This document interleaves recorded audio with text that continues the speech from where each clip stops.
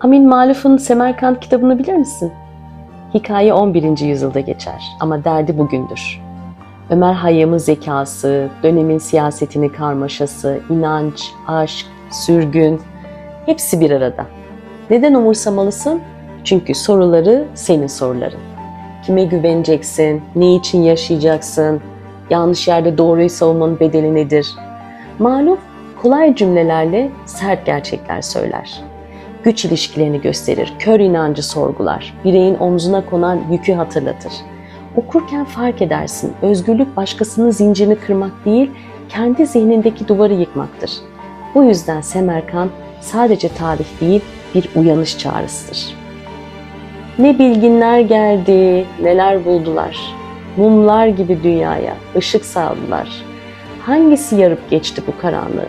Birer masal söyleyip uykuya daldılar.